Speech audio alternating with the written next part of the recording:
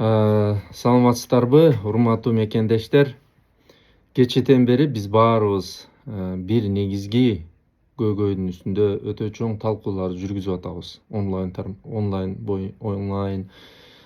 ушул айтилектин окуясы боюнча, Куликов компаниясынын окуясы боюнча. Албетте тил бул биздин мамлекеттин 1/3 мындай түркүгү деп атайбыз да. Мамлекет болуш үчүн негизги үч нерсе керек. Бул тил, бул ошол аймагы жана ошол жерде жашаган эли. Эгер ушул үчөөнүн бирөө болбосо, ал мамлекеттүүлүк катары таанылбайт же болбосо жашап өнүгүп кете албайт да.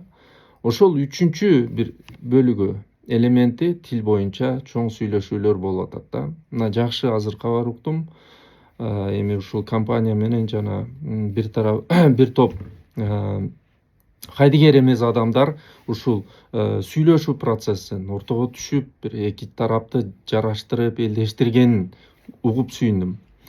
Эми ушуну менен көп маселелер эки адамдын же ушул компаниянын маселеси ушуну менен жабылды деп эсептейли. Себеп дегенде булар мындан ары ушул кыргыз тилинде баардык көрнөк жарнактарын аракет кылабыз деп атат. Ошол жерде иштегендер бул нерсени түшүндү. Биздин Кыргызстанда иштеген компаниялардын баары бул нерсени түшүндү. Баягы келиним сен ук, керегем сага айтам келиним сен ук дегендей болду.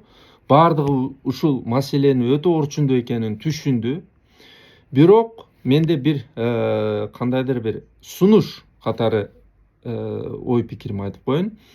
Тилдин өнүгүшү үчүн мен азыр ушул Жапон мамлекетинде мындайча айтканда computational linguistics деген бар. Ушул лингвистика, тил тууралуу илим, ушул компьютердик илим менен айкалыштырылган формасында мындай бир мыйзам ченемдүүлүккө туш келип атам да.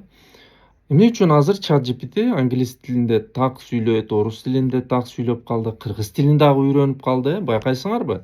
Себеп дегенде бул ошол тилди үйрөтөт. Программа модель деген ошол тилди үйрөнөт жана ошол тилдин баягы сүйлөмдөрдү үйрөнөт да. Сүйлөмдөрдү бул копиялайт дагы ошол.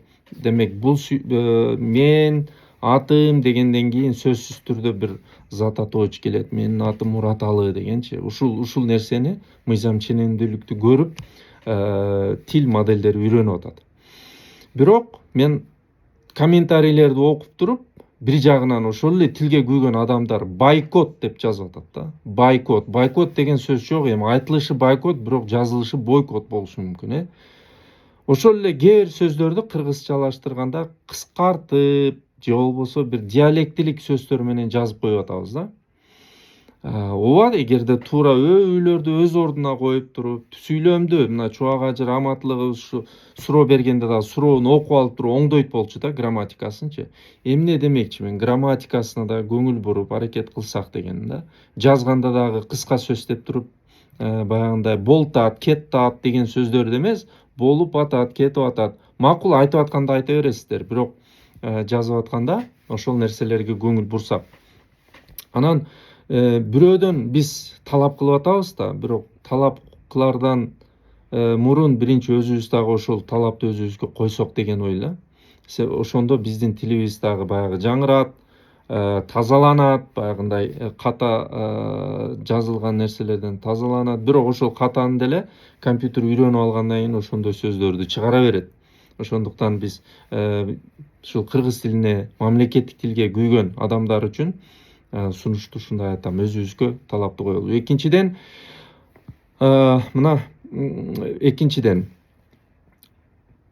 тил курстары бизде жетишсиз деп ойлойм да. Кыргыз тил курстары өтө аз. Эгер чет өлкөлүктөр же башка тилдеги үйрөнөм дегендер кыйналат экен да. Биз ушул нерсеге дагы көңүл буруп, ушул компаниялар, кала берсе ушул компаниялар атайын кыргыз тилчи мугалимдердин, атайын авторлордун китептерин колдоп берсе, ошол бизнесте керектелүүчү сөздүктөрдү, ошол китептерди чыгарганга жардам берсе жакшы болот. Анан компьютерде жазганда дагы туура жазганга бир өзүнчө бир долбоорлорду колдосо жакшы болот эле да. Үчүнчү айтарым, урматтуу мекендештер, бул эл аралык практика. Биз бирөөнү тилди зордоп үйрөтө албайбыз. Мен азыр бул жакта ооба англис тилинде окуйбуз, бирок жапан тилинде мен көчөгө чыгып туруп мындай элементарды базалык сөздөрдү гана билем. Мен жакшы япончо сүйлөй албайм.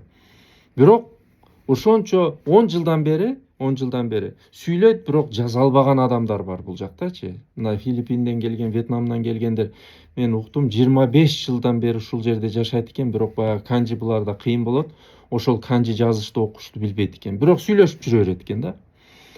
Тил үйрөнүү үчүн дагы бул өзгөчө аракет керек, план, атайын жакшы методика, туура китептер, туура устат керек. Бул өзүнчө система.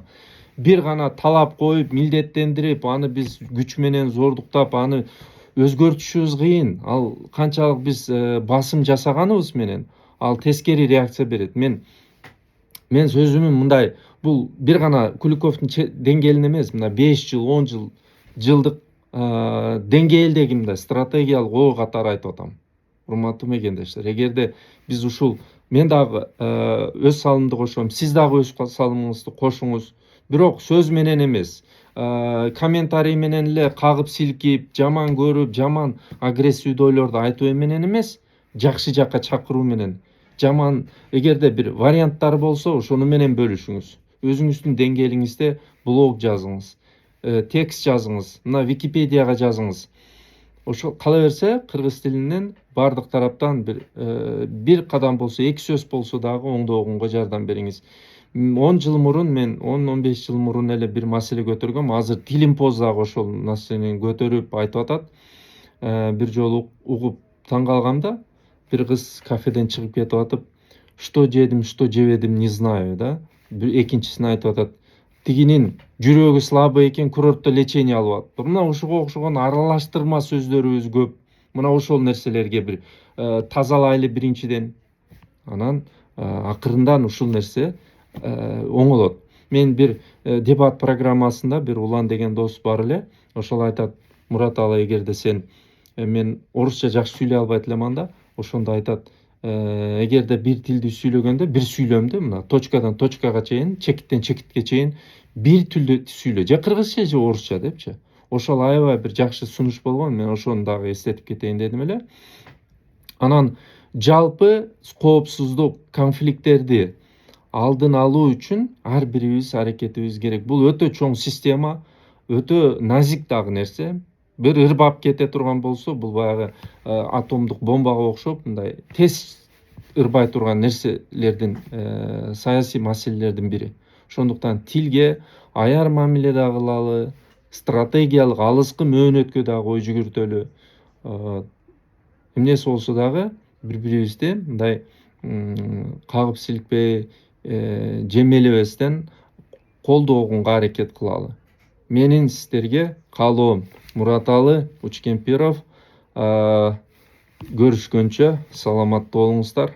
Баарыңыздарга ден соолук каалайм.